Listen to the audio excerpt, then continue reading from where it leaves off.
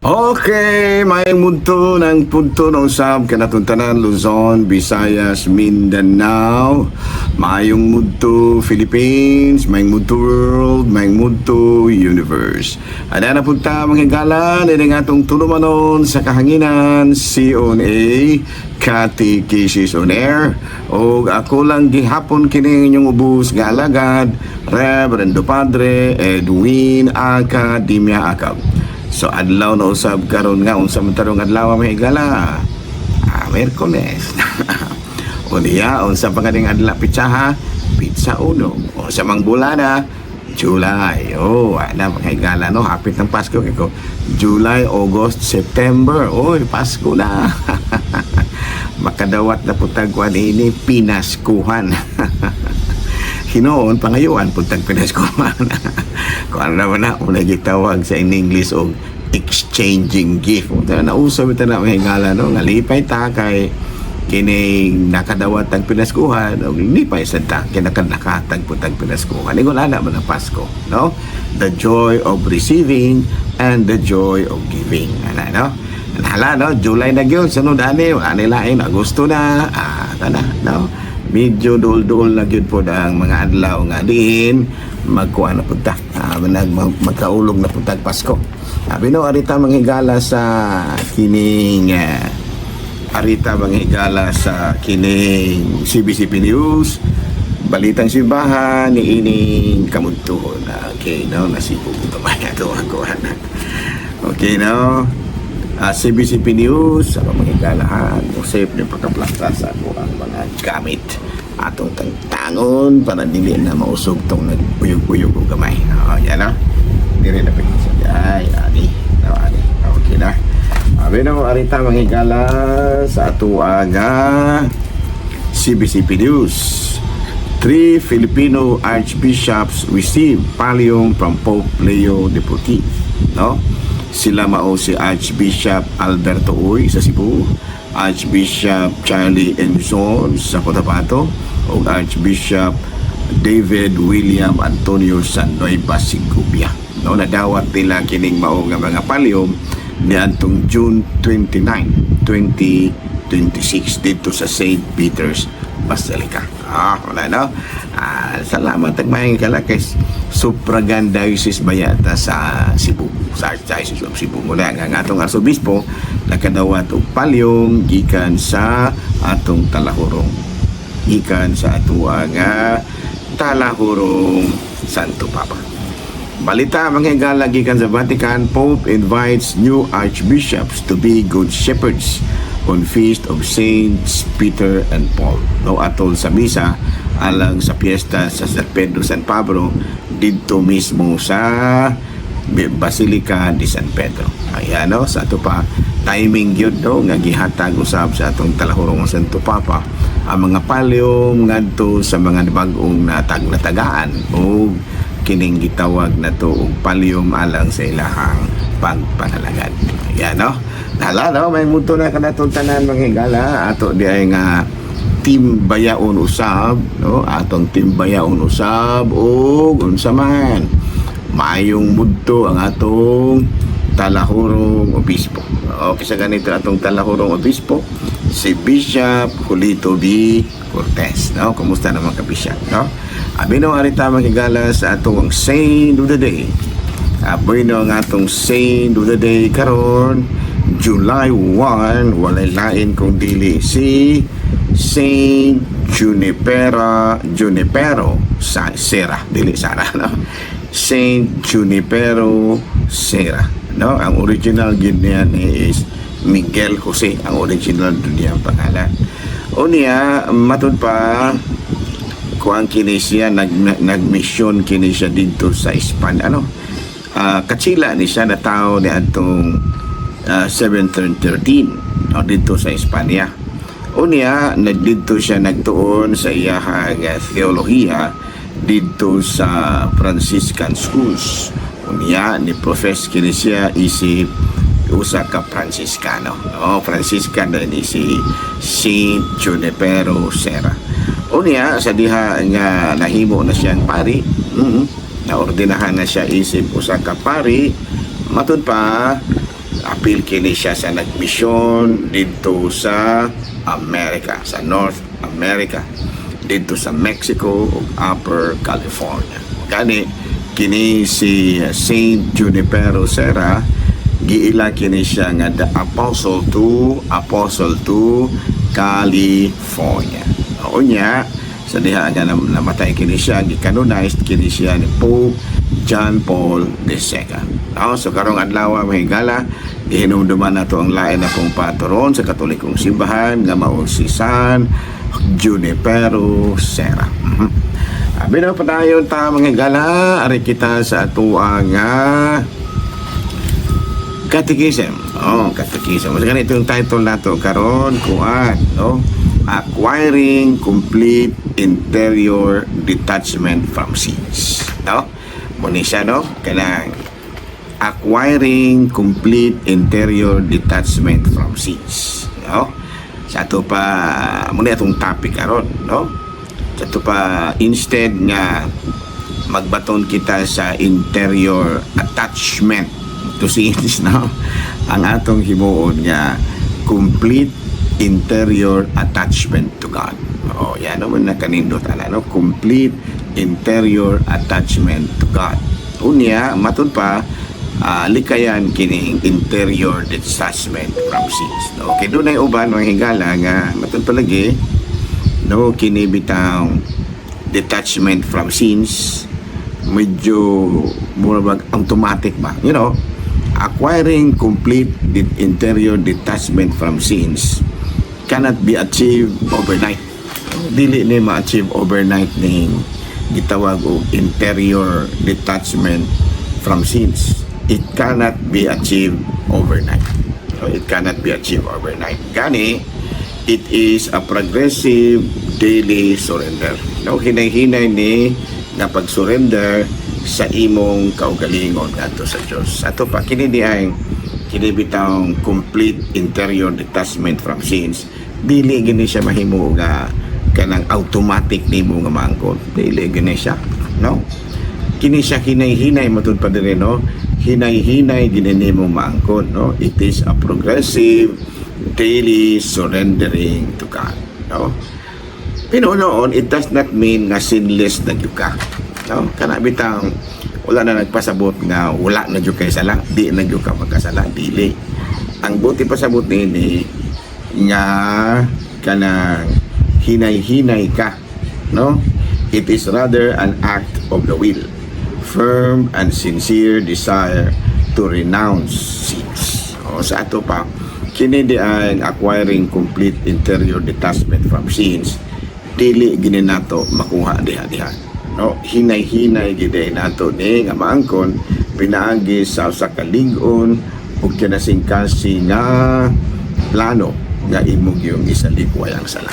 No, hinay-hinay wala nagpasabot nga na mukha na ko kanang ako nang bakwio ng akong mga sala, ugma na dayon gyud. Pwede man siguro na, pero lisod kayo. Ang pinakakuan gyud ana, ang pinakasayon mao nga hinay-hinay lang. Ayaw gidayo kanang kumbati giday mo saan giday ka nga 100% mo na gitawag natong radical conversion, no?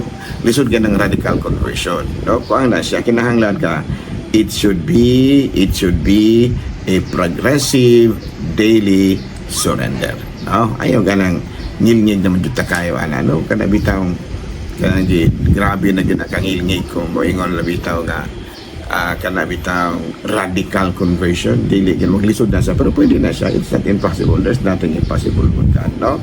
But it is a progressive daily surrender, no? It is rather an act of the will, firm and sincere desire to renounce sin. Sa ato pa imog yung paningkamutan nga imog yung masalikway ang sala, no? Unya usa sa mga kining gitawag nato og sala nga angay nato nga likayan, o nga murag maupoy murag lisod-lisod pud kayo nga masalikway, kining gitawag nato sins of despair, no? Unsa maning sins of despair? kining sense of despair mao kini ang willful abandonment of hope in God's salvation, mercy, or capacity to forgive sins. No, daghang kay ni nahitabo mga gala nga doon yung mga willful, no, abandonment of hope nga kanabitang naglaom jud ka sa kaluwasan gikan sa Dios o sa matud pa sa kapasidad sa Dios nga makapasaylo sa lang.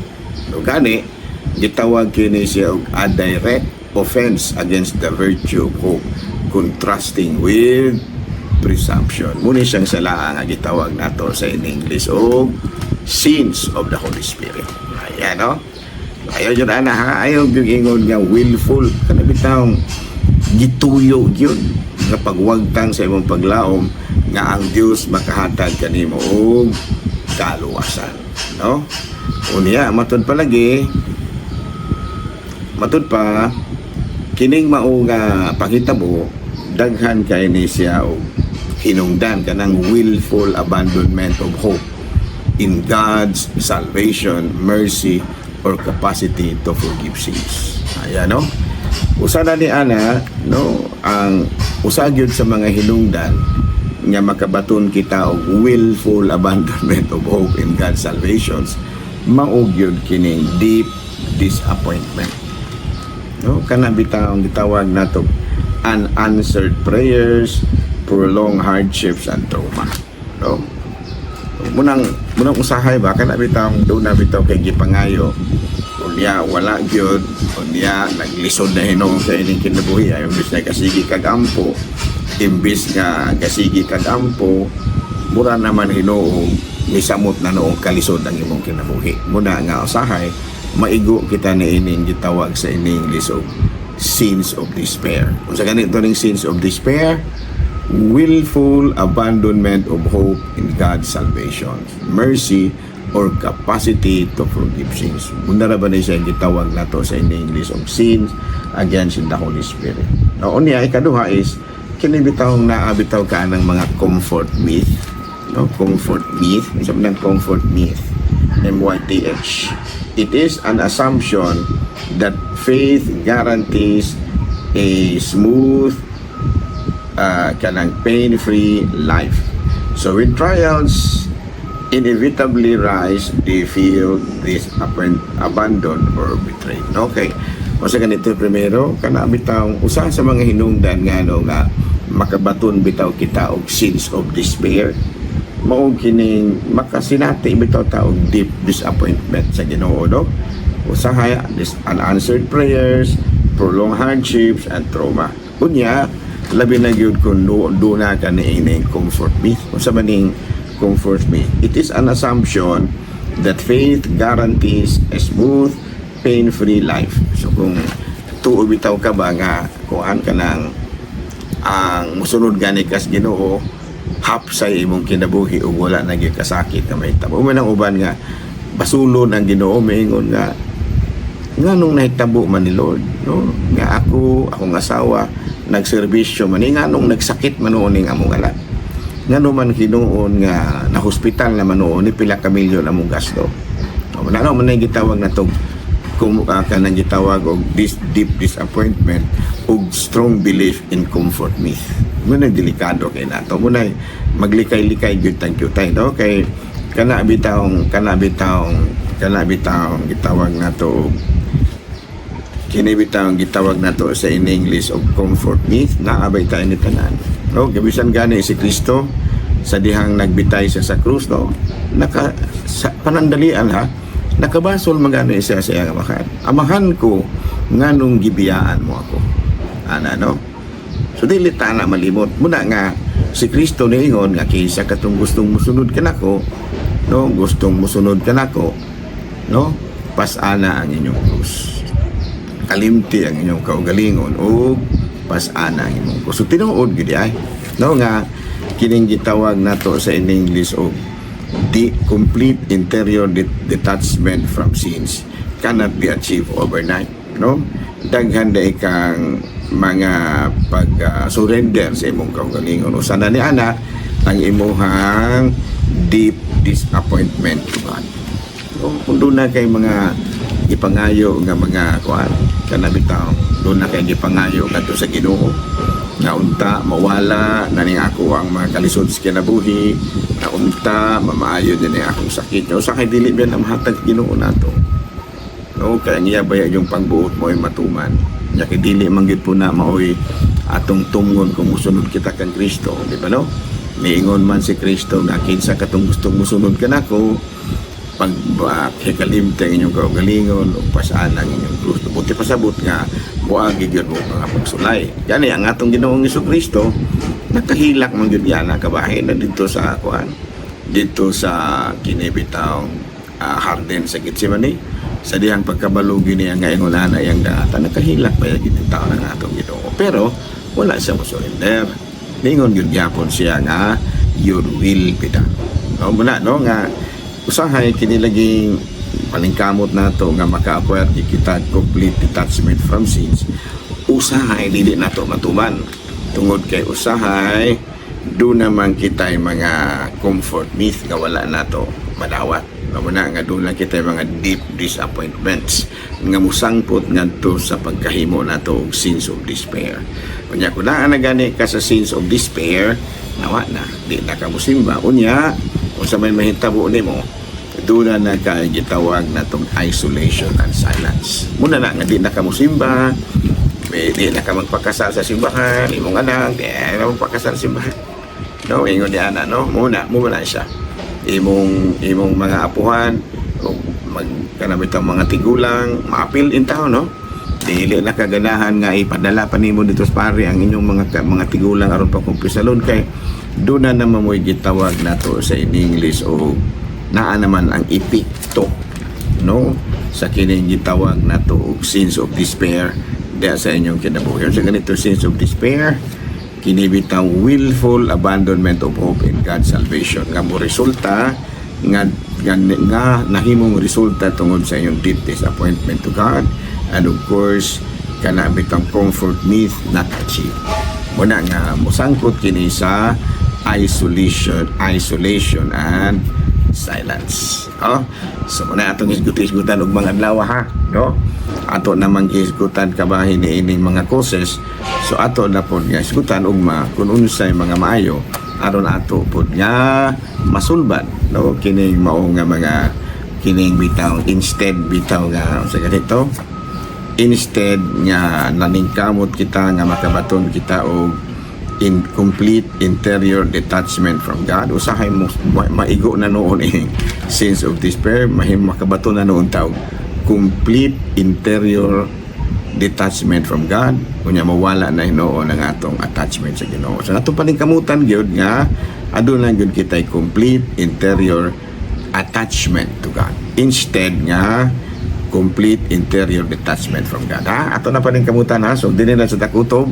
So ato na isgutan ganiya kining kabahin sa unsaon pagbaton sa kinang ginatawag natong hingpit o kinasingkasi nga paglikay sa sala, no, complete interior detachment from sins, and of course trying to examine ourselves, no, aron makalikay kita ni ining mga sins of despair, no, kinibitaw against the Holy Spirit nga maoy makapawala ka nato, makapahimulag ka nato sa Ginoo. Muna nga atong examinon kung wala ba dagway kita deep disappointment to God o baka wala ba dagway kita mga comfort myth nga wala nato ma-achieve.